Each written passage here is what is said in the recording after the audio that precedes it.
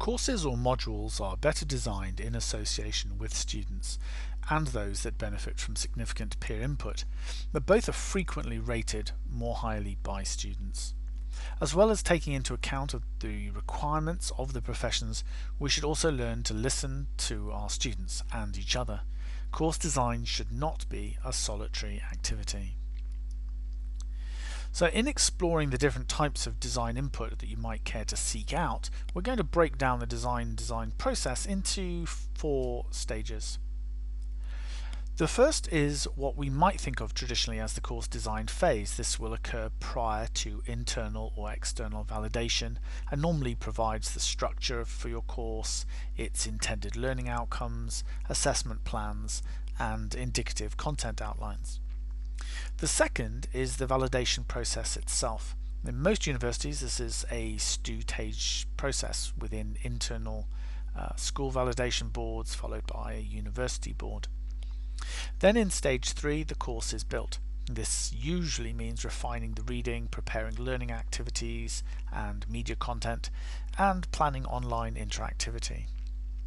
Finally, the 4th stage is the running of the course itself, where opportunities to adjust in process should be possible. So peer support. Well, all colleagues input during the design phase, normally from a small design team, but also with possible input from the learning and teaching team.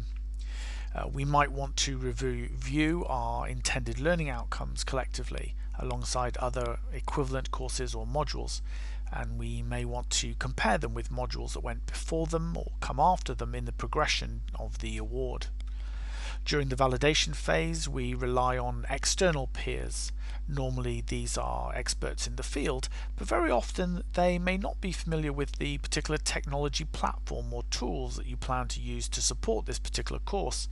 So it's worth being clear about your learning intentions and be prepared to explain and have a dialogue around your course designs. As you start building the course in the online environment or developing materials for students to access, you may want to consult colleagues who have got more experience of dealing with online learning.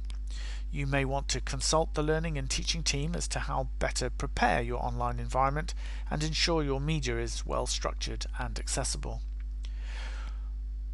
Once the course and module is up and running, your peer input is equally valuable. You might consider inviting several different peer observers to undertake online observations.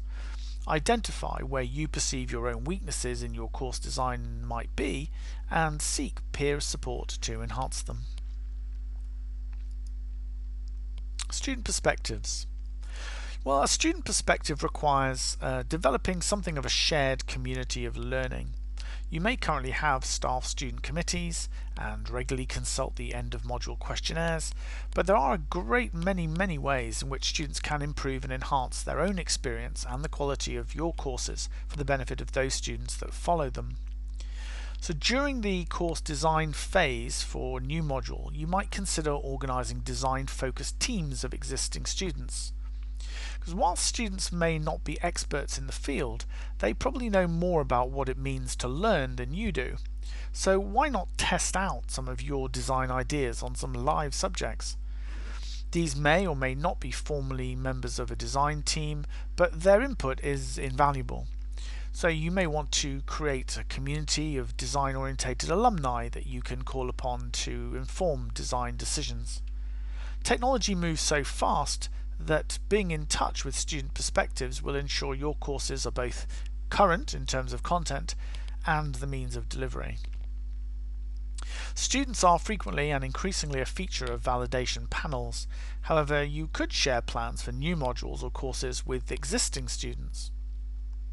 And as you build your course online, you will find current students a valuable source of collegial support.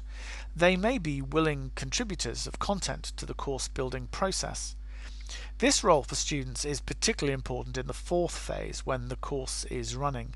If appropriately designed activities can encourage students to generate useful learning content for related modules, particularly those at a lower level.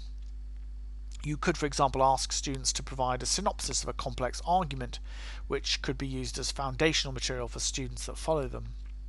Students also should be used for ongoing evaluation of the module once it's up and running. So periodically asking students whether the activities or the media used to facilitate them is supporting their learning is an important part of refining the course.